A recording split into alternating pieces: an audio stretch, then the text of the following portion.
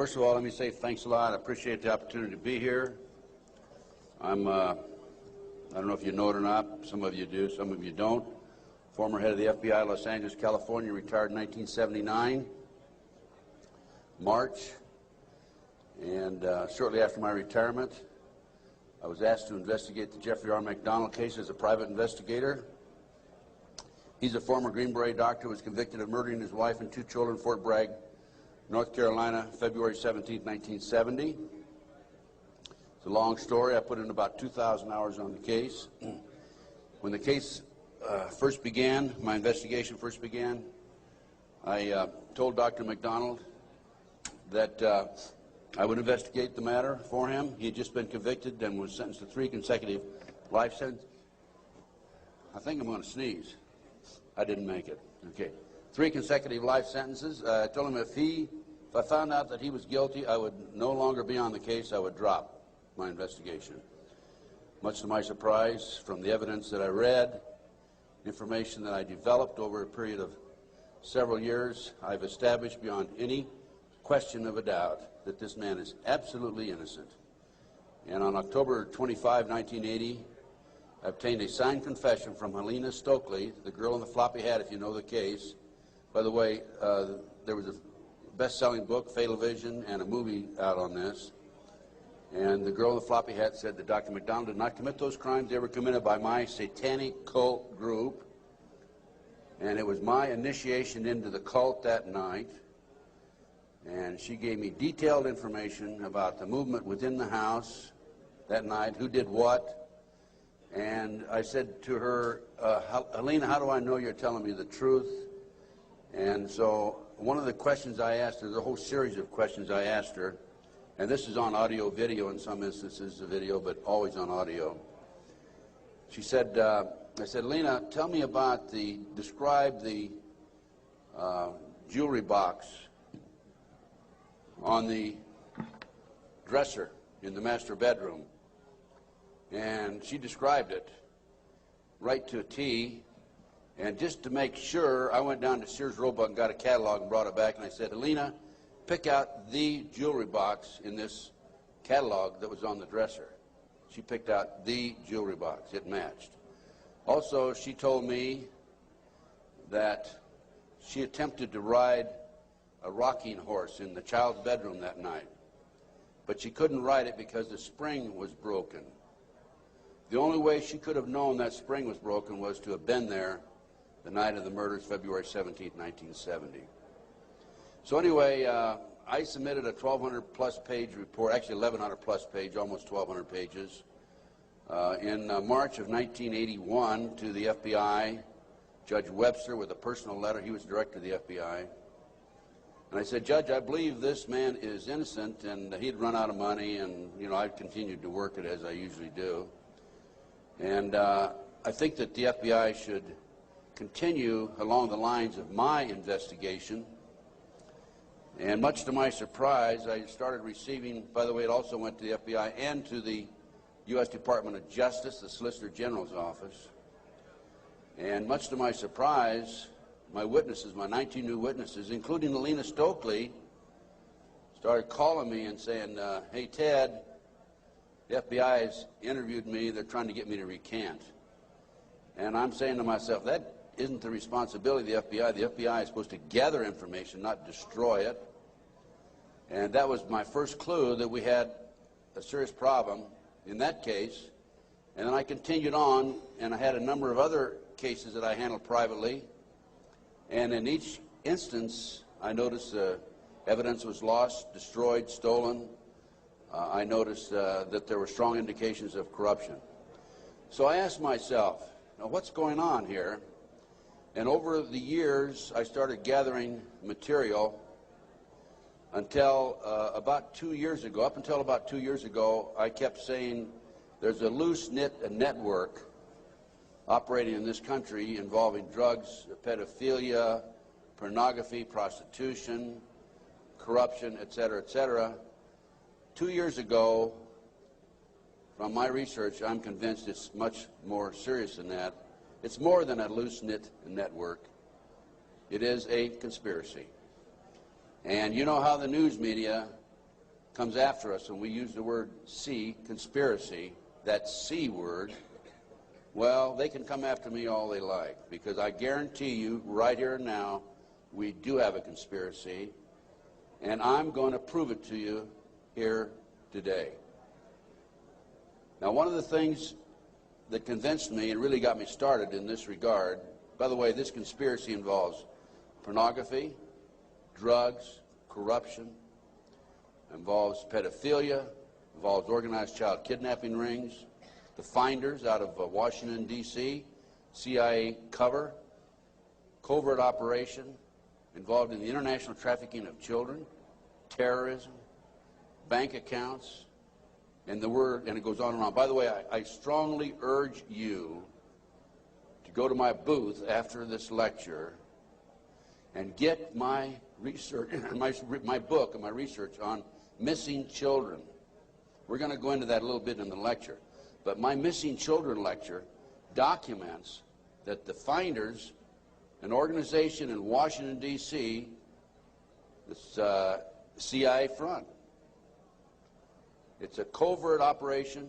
They're involved in the international trafficking of children. And I have a U.S. Customs report, official U.S. Customs report, in my book on the missing children. So I urge you to get it. It's only $10. Now, if you buy any of my products, any of my research, I beg of you, I don't want you to buy it unless you make a half a dozen copies and send it to your friends, okay? The name of the game with me is not copyright. I could care less about copyright. The name of the game is education, education, education. We need to know what's going on in this country today. So any of my research that you buy, please make copies and get them out to your friends. That's what it's all about. After one of my lectures, here's about 2 years ago, this is why I changed my mind from and using the word Loose-Knit Network to conspiracy. After one of my lectures, a gentleman came up and gave me a book. He said, Ted, in fact, that lecture was specifically on the McDonald case. Ted, here's what it's all about. Take this book and read it. And this is the book, folks. It's called Pawns in the Game. Now, if you don't know this book, you don't know of it, I urge you to buy it. I've been trying to buy it, but I noticed that one of the vendors out here has it. And please, go get the copy of this book. I forget which vendor has it. Go get this book when it's over and order some more copies. I'm going to order some myself and start selling them in my flyer. Anyway, it's called Pawns in the Game, and it's by William Guy Carr. William Guy Carr had the same problem I did. He wanted to know what's going on in America and around the world. He was a Canadian, however. And as a result of his research, he wrote this book. So we have the Illuminati. Now, the Illuminati was established in 1776 by a fellow named Adam Weishaupt. In 1773, he was commissioned by one of the Rothschilds, House of Rothschild, to put together an organization called the Illuminati. And he culminated his work in May the 1st, 1776. If you'll notice, that's a communist holiday. And we're going to have to move along pretty fast. This is actually a 4-hour lecture I'm going to give you today. We're going to do it in probably an hour and 15, 20 minutes. But some of his goals, and the goals that he was commissioned to set up, there were 25 of them. And here they are right here. Here's the beginning of it right here. And rather than read each one of them, I'm going to summarize it, okay, because we got a lot of work to get into. Number one issue was men are inclined to evil rather than good. Number two goal and issue was to preach liberalism. Number three, use the ideas of freedom to bring about class wars. That's what we're doing today. Number four, any and all means should be used to reach our goals as they are justified, any and all means. Number five, their rights lie in force. We're talking about the Illuminati rights lie in force. Number six, the power of our resources must remain invisible until the very moment when it has gained the strength that no cunning or force can undermine it. And if you will notice, it's been a very very few people know about the Illuminati, so they have maintained their invisibility until most recently. Number 7, advocated mob psychology to obtain control of the masses. Number 8, use alcohol, drugs, moral corruption, and all forms of vice to systematically corrupt the youth of the nation. I mean, I don't need to document that one. How about South Central LA, CIA drug operations coming in there? How about Mena, Arkansas? Drugs coming into this country, arms and munitions going out. If you don't believe me, talk to Terry Reid, talk to Chip Tatum, talk to some of these other individuals who I know personally know.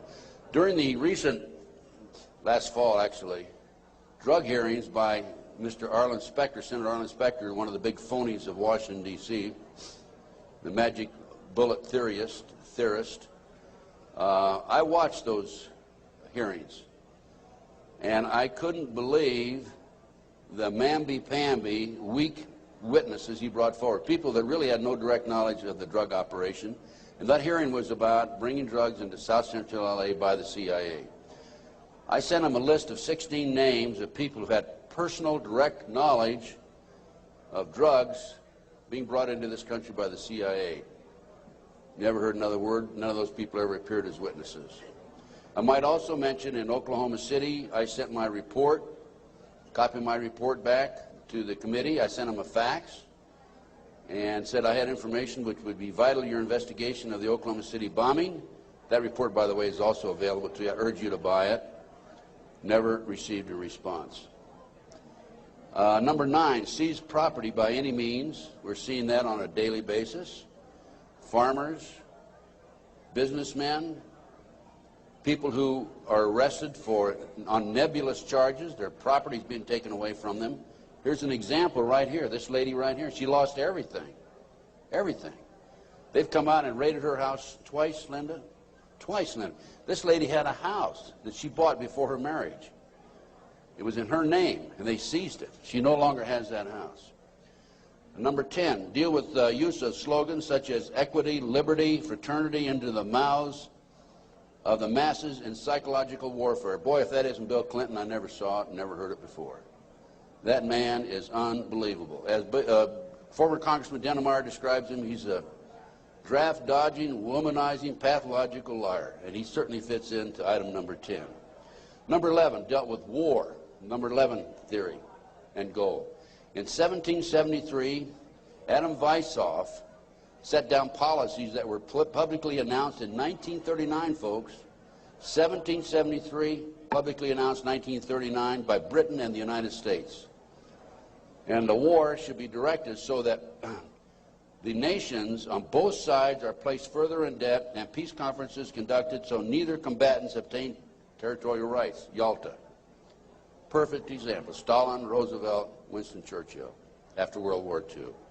Number 12, told those present that they must use their wealth to have candidates chosen to public office who would be obedient to their demands and would be used as pawns in the game by the men behind the scenes.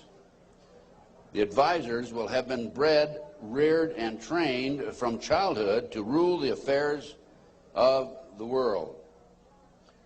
We have that today without any question, the men behind the scenes. Number 13, control the press.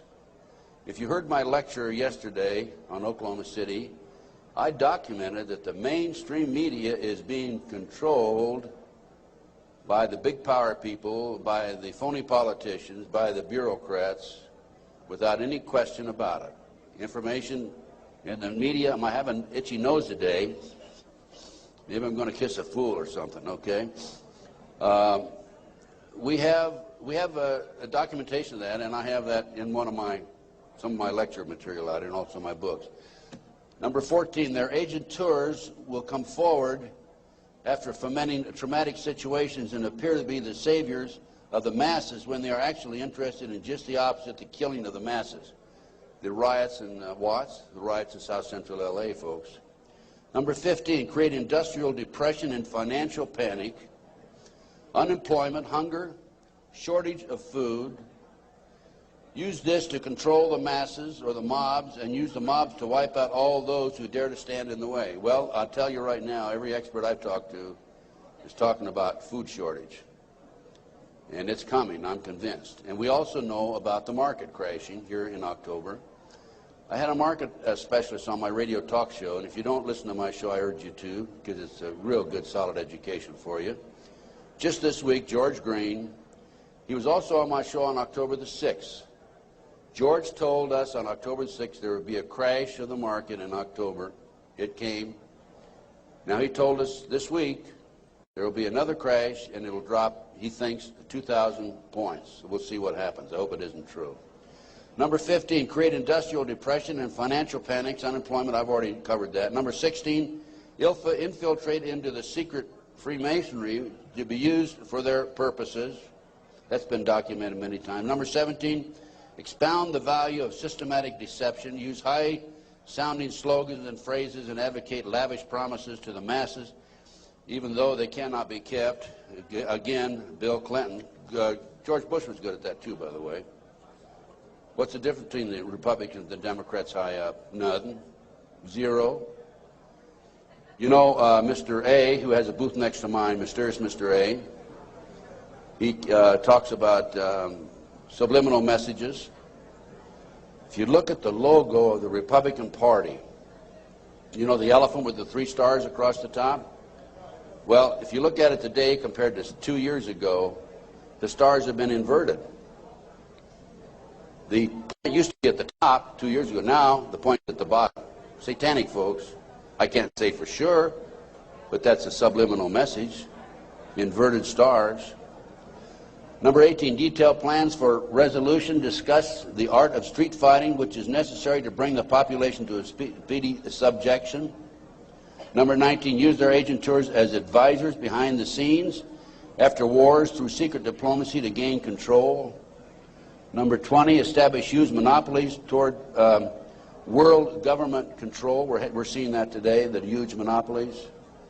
Number 21, use high taxes and unfair competition to bring about economic ruin by controlling raw materials, organize agitation among the workers, and subsidizing competitors. GATT, NAFTA. Number 22, build up armaments with police and soldiers sufficient to protect our interests. A few years ago, we had 11 federal agencies that were authorized to carry sidearms, firearms. Now we have 39. Number 23, members and leaders of the one world government would be appointed by the director. Okay, Presidential Directive 25 allows the president, by the way, this is classified, secret, not available to the general public, allows and orders that the President of the United States, in the event of a conflict or a crisis in this country, transfers the power, his powers, over to the Secretary General of the United Nations. Number 24, infiltrate into all classes and levels of society, of government, for the purpose of fooling, bemusing, and corrupting the youth members of society by teaching them theories and principles that we know to be false.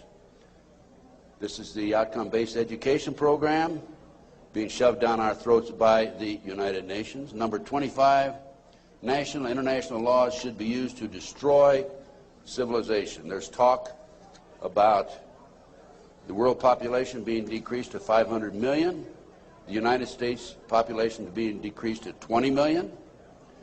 And we look at the war that we had in the Gulf War syndrome. Look at the people that died there. There were 700,000 troops, American troops there. 4/5 of them today cannot even do a push-up because they're so ill and so sick. They've been washed out of the service. We have a new army, basically. And the story goes on and on. Okay. What are we talking about here? There's a considerable overlap in the United States from the various groups, organizations, individuals, whatever you want to call it. But one of the driving forces behind this movement, the Illuminati, is the satanic cult movement in this country today. Now, when Alina gave me that signed statement, I said, what in the world is this all about? I don't know anything about Satanism. I'd heard the word, and that's about it. From the Bible, of course. So I began my little journey forward. And one of the matters that I developed information about was an individual I learned about was Aleister Crowley. He likes to have his name pronounced Crowley to rhyme with holy. And the Satanists today, and for the number of years in the past, have basically used his philosophy and his writings as a guide. And so let's talk about some of his writings and teachings. And here we have of the bloody sacrifice.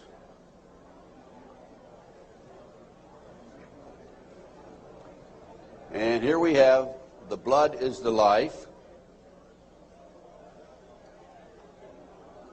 And here on page 94 of his book, it would be unwise to condemn as irrational the practice of those savages who tear the heart and liver from an adversary and devour them while yet warm. In any case, it was the theory of the ancient magicians that any living being is a storehouse of energy varying in quantity according to the size and health of the animal and in quality according to its mental and moral character. At the death of the animal, this energy is liberated suddenly. The animal should therefore be killed within the circle. We're talking about the satanic circle, or the triangle, as the base may be, so that its energy cannot escape. An animal should be selected whose nature accords that with that of the ceremony. Thus, by sacrificing a female lamb, one would not obtain any appreciative quantity of the fierce energy useful to a magician who was invoking Mars. In such a case, a ram would be more suitable, and this ram should be virgin. The whole potential of its original total energy should not have been diminished in any ways. And now listen to this sentence, folks, closely. For the highest spiritual working, one must accordingly choose that victim which contains the greatest and purest force. A male child of perfect innocence and high intelligence is the most satisfactory and suitable system. We're talking about human sacrifices. There are, in my estimation, over 3 million practicing Satanists in America today. Now, how did I come up with those figures? I have informants. I have an informant in South Central LA, population of 200,000, told me there are 3,000 practicing Satanists in that area. That's where the famous, well-known case, McMartin case on the preschool took place. I have an informant in Lincoln, Nebraska, told me 3,000 practicing Satanists. Lincoln, Nebraska, town of 200,000, South Bay area, Manhattan Beach area, about 200,000. How much time? 30. I get more than an hour today. So just crank up your cameras. Huh? I'm going to take an hour and a half. Okay? I'm going to take every minute I can give to you folks, because you need to soak this into your brain. Iowa City, Iowa, town of 150,000. 100,000. 1,500 informants. That averages out about 1.5% of the population. Anyway, this is, we're talking about human sacrifice. About 50 to 60,000 individuals are sacrificed every year. There are 8 basic satanic holidays. There are other holidays for the various covens, but there are 8 basic ones that they all honor. Now, one of the practices, this is another book of Aleister Crowley. One of the theories, we talked about human sacrifice, okay, there it is, right in their book. I mean, I didn't invent that. That's there. Another aspect of their religion, if you want to call it religion, by the way, the federal government does recognize the satanic movement as a religion, yet in Linda's case, the word Satanism was brought up by her husband's defense attorney. They sealed the records, have not made it available. And when she writes to her children and says, believe in God, she gets a letter back from these people saying, you can't mention God in your letter to your children. That's just an example, okay? Okay, we're talking here about the 666. That's the beast. That's Aleister Crowley himself. Moreover, the beast 666 advises that all children shall be accustomed from infancy to witness every type of sexual act, as also the process of birth, lest falsehood fog and mystery stupefy their minds, whose error else might thwart and misdirect the growth of their subconscious system of self-symbolism. What we're talking about there is children from birth being exposed to sex. These people, the satanic movement in the world, has set up preschools throughout the world for the purpose of getting their hands on our children. The parents drop them off at 9 in the morning, come back and pick them up at 4 or 3, 4 or 5 at night. In the meantime, in many of these preschools, the children are exposed to sex from the time of birth. In Linda Wiegand's case, it's exactly what happened. These children have been exposed to sex from the time that her ex-husband got his hands on those babies right up to the present time. And I have a page missing, and I'll have to dig that one up some. I don't know what happened to that page. Maybe the Satanist got it. It may therefore be considered improper as a general rule for your sexual gratification to destroy, deform, or displease any other star. Mutual consent to the act is the condition thereof. It must, of course, be understood that such consent, and we're talking about sex now, is not always explicit. There are cases where seduction or rape may be emancipation or initiation to another. Such acts can only be judged by the result. What they're saying is, it's all right to rape somebody. I mean, if they don't consent, it's all right to rape them because it's for the cause. Let's talk about the McMartin case. In April 1985, authorities went to the McMartin case and looked for tunnels under the school. The children had said that they were taken into tunnels under the school. There was a chamber down there. They were sexually molested. That involved ceremonies, adults with robes, candles, chanting. Adults had no clothes on under their robes. And they were taken up into a tunnel and a triplex, a bathroom trap door of the triplex next door. They were taken out in automobiles. We're talking about 2, 3, 4-year-old children, folks, and prostituted in the community. The authorities received this complaint in 1983. They began their investigation.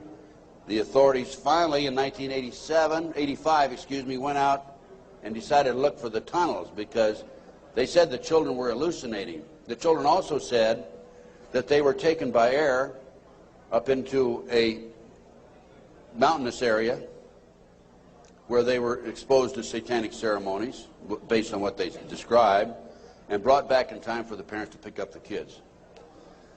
So the authorities didn't find anything. Well, I'll tell you what, in the spring of 1993, I heard that the property of the McMartin School had been sold from the McMartin family to the defense attorney, actually given to him. He didn't make enough off the county. His bill was only $3 million. And from there, he said he was broke and he sold it to a contractor. The contractor was going to build an office building on the space. And I heard that the contractor had this property, and so I went out and contacted him. And I said, dear sir, I would like to have access to that property. He said, I'll give you 2 weeks. I signed a contract, assumed liability, and along with some of the parents, we hired an archaeologist from UCLA, Dr. Gary Stickle, knowing full well that I'm not qualified to say there's tunnels under there, even if I found them. And we began our dig. At the end of 2 weeks, I had to stall, because Dr. Stickle was not quite ready to admit there were tunnels. It took us 34 days. At noon the 34th day, with the bulldozers, with their motors running, ready to knock the building down, he was going to knock the building down and then build this office building, Dr. Stickle said, you know, I can say without any question right now, there have been tunnels under the school, they were filled in. Now, I'm going to show you the documentation on the tunnels. This is it. No, keep it there. Keep that there. This is the what we found. This is a preliminary report. I have a 186-page scientific report available to you out here if you're interested, by the way. We found a 9-foot wide subterranean entrance under the west wall of dog room. There were 4 classrooms. That was Ray Bucky's room. By the way, Virginia McMartin and Ray Bucky were tried. Virginia, the grandmother, was acquitted. Ray had a hung jury.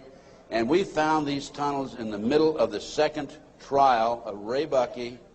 They could have been used to convict him. We called the prosecutor. He sent his investigator out, Mr. Perez. Mr. Perez told me, I don't want you entering in my conversation with the archaeologist. I said, why? He says, you're too argumentative. And I said, well, okay, you go in and talk. I'll just keep my mouth shut. We went in, he talked, and he argued with the archaeologist. There's an investigator not qualified to talk about tunnels. He said there aren't any tunnels there, and the archaeologist, of course, argued. But anyway, they didn't use that evidence, strong evidence, in the second trial. They ignored it, right in the middle of the second trial. I might mention this. The children identified professional football players, professional baseball players, household name actors, actresses, and the son of the leading politician, not a leading politician, the leading politician in Los Angeles as being perpetrators. Okay, we found an avocado tree root cut on both sides of the entrance, and I'll show you this in just a few minutes. The entrance of the tunnel, as I said, it was 9 feet across the top, and on one side was a live avocado root, on the other side was a dead avocado root. They had to cut that out. We have this, by the way.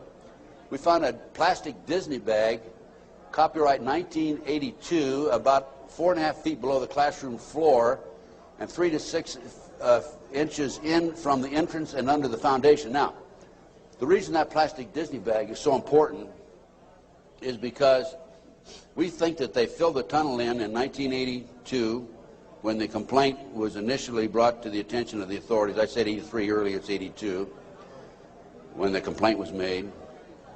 And when they filled it in, the plastic Disney bag somehow or other flew in there as they were filling it in and nobody noticed it. Now, who says there is no God, right? What documentation, fantastic documentation, that tunnel, the entrance to that tunnel, this was right at the entrance, was filled in 1982 or sometime subsequent to 1982. Mr. Ken Lanning, the outstanding, know-it-all FBI expert, behavioral science, says that I took that garbage bag in 1993 out of a trash can and placed it there, that I planted evidence. Of course, Mr. Lanning says there's no organized satanic movement in this country today. There's only a few dabblers here and there. Thank you, sir.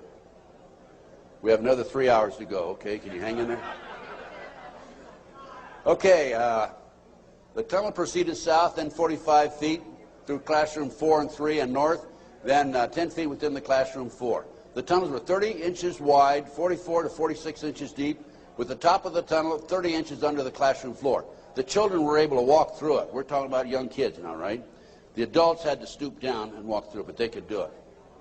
The tunnels were built in kind of a triangular, or I should say a semicircle type, so that they had natural support, I guess. These people know everything. They are brilliant.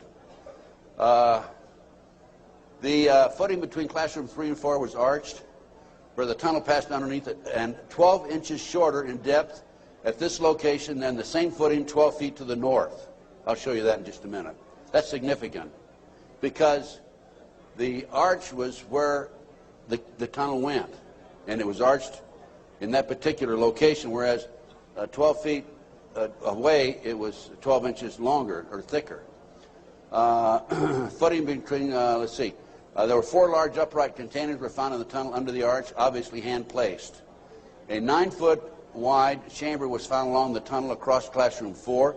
The top of the chamber and the top of sections of the tunnel had layers of plywood covered with tar paper, which had apparently been supported by cinder blocks and 2x2 and 2x4 wooden posts found underneath. Tunnel features made it evident that the tunnels had been hand-dug. The 7-foot tunnel extended into the triplex next door. Tunnel extended from the bathrooms off the office and classroom 1 to the front yard of the triplex next door. Front yard concealed from the street by a 3-car garage. Children described the entrance and exiting tunnels in the triplex yard exactly where the tunnels and exit were found. a 39 by 41 inch area under a hole cut in this neighbor's bathroom floor had been excavated and subsequently tilled. Now, that was where the kids told us ahead of time that they were taking it up in the trapdoor in this bathroom. And there was a crawl space in the house about like this, and we got one of our skinny archaeologists to go in there, take pictures. The bathtub protruded underneath the floor of the bathroom. There was a bathroom in the back of the same building in another apartment. It did not protrude there. This was the space we're talking about, 39 by 41 inches. Just enough room for a kid to come up and be taken out. Other significant facts: small white plastic plate with 3 pentagrams, hand-drawn on the top of the light green paint, was found by the archaeologists. Pentagrams were hand-drawn by an adult and not part of the manufacturer's design. Many other artifacts were found whose analysis will be released upon completion of the test. The analysis has been released. That's the scientific report I told you about. No doorknobs were on classroom 3, only a deadbolt lock. Each classroom had an on and off switch which was labeled fire alarm. The system did not connect to the fire station but was used as an alert within the school if somebody came around. More than 2,000 artifacts were found under the school floor, including over 100 animal bones. Due to the constraints and time constraints and so forth, we had to discontinue the process on noon the 34th day. By the way, this cost us, a lot of people donated their time. It still costs us money. It cost us between $55,000 and $60,000. I personally put in $17,000, which I ended up, in many instances, paying over a long-term period payment plan. This is a floor plan of the whole lot. There is, right there, the building itself. This is the entrance, the concrete slab, a vacant lot there. This is a yard. And here's the avocado tree we're talking about. And here's the entrance right there. Now here is the tunnel. It came in here, extended here, and here's the chamber across here. We think, but didn't have time to explore this, the tunnel went up here. Now we definitely were able to come up with it here, right here, and it came into the bathroom over here. Okay.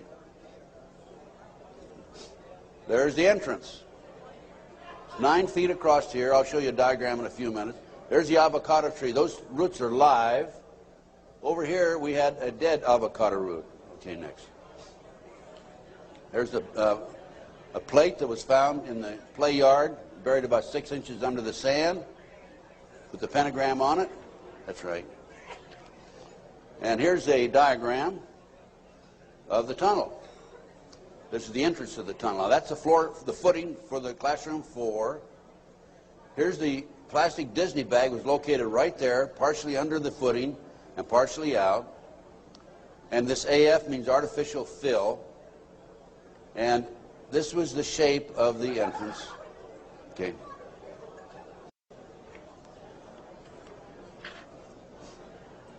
Here's your diagram. These are your drawings.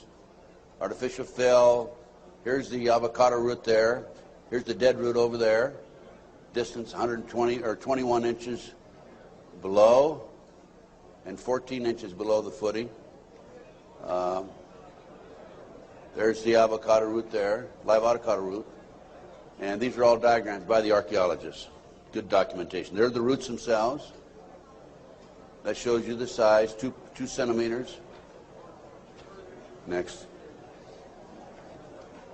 There's the plastic Disney bag. Turn it over. There's the plastic Disney bag. Disney, classroom 82, 83. Sandwich bag. It was a sandwich bag. This shows the arch of the tunnel. Now, the school was built in 1966, which means the foundation was laid then. And here's your arch. And this is from classroom 4 here into classroom 3 over here. And it was 12 inches higher over to the left. Go ahead. There's yours truly looking up. This was in classroom 4, as I recall. And this is where the tunnel extended, right along here. Now, the reason the tunnel's been filled in, you have to understand that. And the reason the archaeologists could say that they were filled in is because the texture of the dirt that had been filled in was different than the natural texture. Okay. Just turn it off for a minute. In addition to the tunnels, I developed information that an abandoned satanic site was in Crestline, California. Crestline, California is in the mountains. The kids said, remember a few minutes ago, they were flown by jet, or flown, they didn't say jet, into the mountains. There's an airport 10 minutes from the McMartin preschool. It's Hawthorne Airport. There's a landing strip in Crestline. I heard about this abandoned satanic site, and I went up to the site, took pictures. And this is what I, by the way, before I go on with this, I called the prosecutor in the McMartin case. And I told her, hey, I think I know where the children were taken. If they weren't, it's certainly worth looking at. And I will be glad to make this information available to you. And if you want to have the children go up and look at this abandoned satanic site, we can. She said, we're not interested. They weren't interested in hardcore evidence, the tunnel. They weren't interested in this abandoned satanic site. Go ahead. This is what we found. 666, one of the satanic signs. That's a stone on the site. The house was had been up here. The day after the McMartin case broke in the news, the house burned to the ground. And it was here. The street's on the other side of the hill. You cannot see the site, this area down in here, from the street. You have to go in, would have to go in through the house and come down. And this, you can see it's quite elaborate. There's my associate, Judy Hansen, who works with me in L.A. And next. This is looking at the opposite direction of the picture we just took. And you can see there's San Bernardino down in there. And you can see that on the side of a mountain like that, nobody's going to find it unless you fly over with a helicopter. That's probably an altar, flattened stone. Also an altar, another altar that had been broken. This is, of course, you recognize the star. Now, this is a satanic symbol. Put the next one up. Hold the first one. There it is right there. Put the first one back on. Now overlay them. Turn it around that way. Okay, any question about that, folks? No. Now let's read what that says.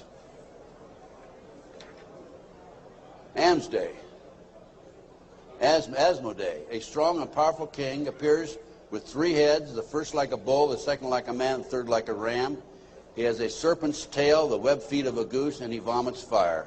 He rides the infernal dragon, carries lance and pennon, and is the chief of the power of Amaman. He must be invoked, be bareheaded, or otherwise he will deceive. He gives the ring of virtues, teaches arithmetic, geometry, and other handicrafts, answers all questions, makes men invisible, indicates the place of concealed treasures, and guards them if within the domain of the Amaman. Oh, what do we got here? Another satanic symbol. You think that wasn't a satanic site? Overlay it. Okay. Is that it? The other way around, isn't it? Yeah. Flip it around. Okay, there you go. Okay, now let's read what that sign means. That is the seal of Amsman scale. I guess that, no, that's the wrong one. That's the one before. Belial, a mighty king created next after Lucifer, appears in the form of a beautiful angel seated in a chariot of fire and speaking with a pleasant voice. He fell first amongst the superior angels who went before Michael and other heavenly angels. He distributes preferences of senatorships, causes favors of friends and foes, and gives excellent families. Familiar? He must have offering and sacrifices made to him. Next. And there's another satanic sign. I couldn't make that one out, so I couldn't match it with anything, obviously. Here's some ovens. That was a large circle with a number of signs in it, a lot of writing. We couldn't get up high enough that we could take a good picture of it. Next. And let's put that back a minute. That's another case. Okay, nothing came of that. Nobody was interested in an abandoned satanic site, even though it appears to have been related to the McMartin case. I have to say that I was very disappointed. We gather this evidence privately. The police don't have the capability of doing so. Too many high-pressure people involved. Too many prominent individuals involved. So that's just an overview of the McMartin case, folks. No question in my mind that it was a satanic operation. And Dr. Roland Summit, UCLA psychiatrist, says, who's done a lot of research in this field also, that there are 50 other preschools in the country where the kids have talked about going down into tunnels. Now, this is another case that I worked out of Philadelphia, similar case to Linda's. And this is the Lou Bear case. Lou called me back in, I guess, the late 80s. And he said that he had gone underground with his children. The great FBI came in with their SWAT team, as they did with Linda, raided his house, grabbed him, put him in jail, took the children, turned them over to his ex-wife, whose boyfriend, according to the children, was sexually molesting them. And Lou said, "What can I do, and how can you help me?" So I was willing to go back and testify for Lou.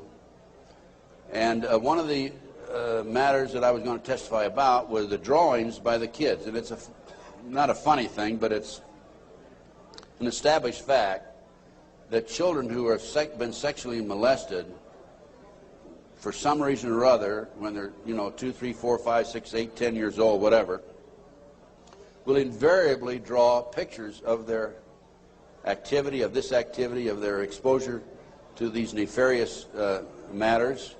Invariably they do that. Now, when I was that age, I was drawing cars and airplanes, and the girls were drawing flowers, right?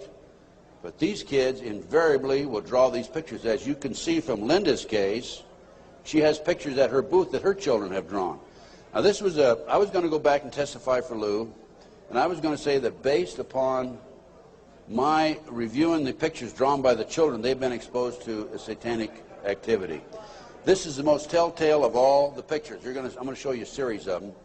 This is a totem pole with a goat's head at the top, children at the various highest level. I understand, again, I say I understand because I'm not sure, because there's so much secrecy involved in the satanic movement. 8, 10 layers of classes of people within themselves, like the dabblers on up to the very highest level. But from my sources and my informants, I've been told that the various highest level of Satanism, you will have the totem pole, which is usually 3 to 6 feet tall, made out of wood, with the goat head at the top. So I was going to testify that based on my experience, that these children were exposed to the highest level of Satanism mainly because of this drawing right here, the goat hole, the totem pole with the goat's head. The judge would not allow me on a witness stand. I flew all the way to Philadelphia from Los Angeles, wouldn't allow me to testify. These are some of the other drawings. This is a body on a slab, undoubtedly an altar where they sacrificing blood, the genitals, and let me mention this also, children who have never been sexually molested in a recent study, not a recent study, a study back about 7 or 8 years ago, children who have never been sexually molested do not draw the genitals. Children who have been sexually molested, a high percentage of them draw the genitals, and so children who have been ritualistically sexually molested, higher percentage will draw the genitals.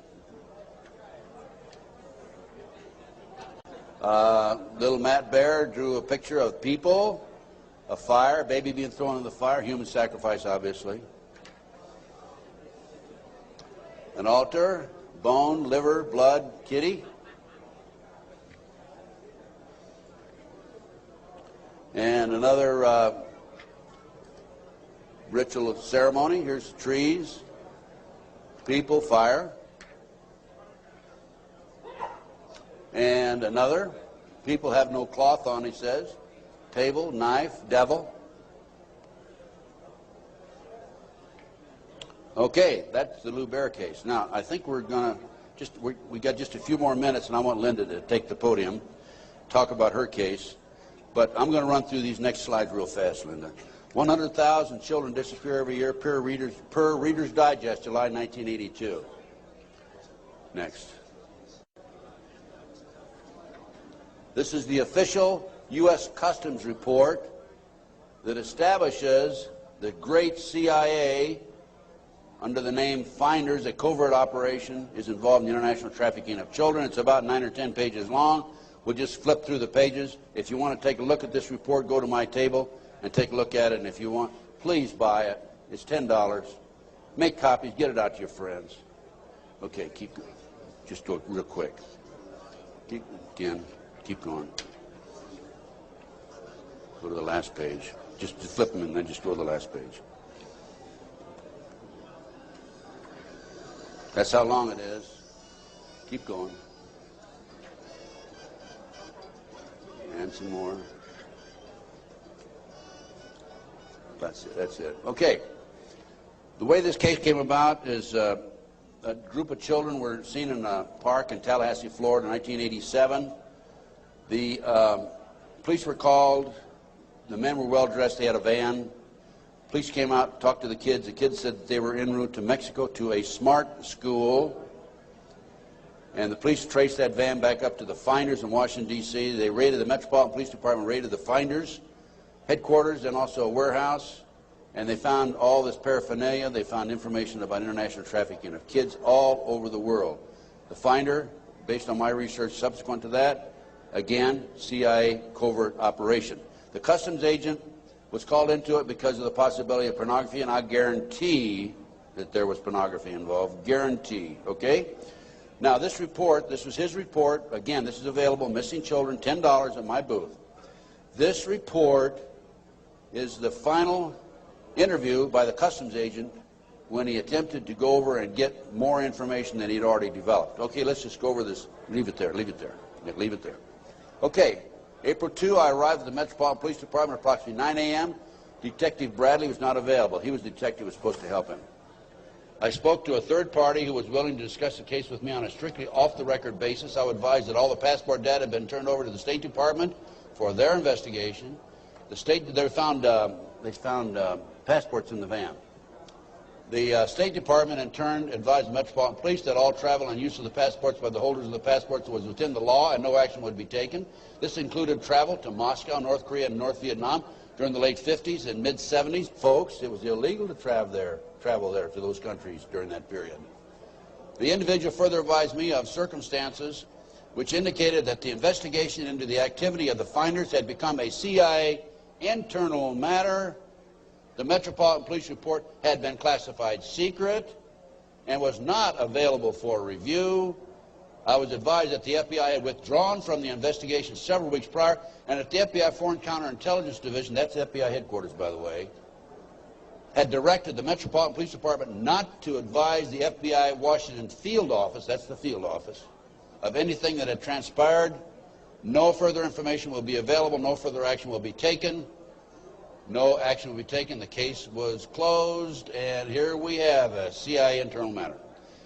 The Finders group, the Finders case organization, was founded by a CIA agent back in the early 60s, and here we are, 1987, still operating. I have the man's name. I have all the information on it. A real quick overview: CIA experiments with mind control on children, MK Ultra. This is an outstanding article. It's available in that same report. Just flip the pages. Keep going. Okay, folks, I'm going to turn the podium over to Linda Wiegand. We have about another 15, 20 minutes, I believe. And Linda's going to talk about her case. This is one of the most classic examples of corruption I have ever seen. And believe me, you can tell from my lecture that I've seen some pretty awful examples of corruption. Go on, please.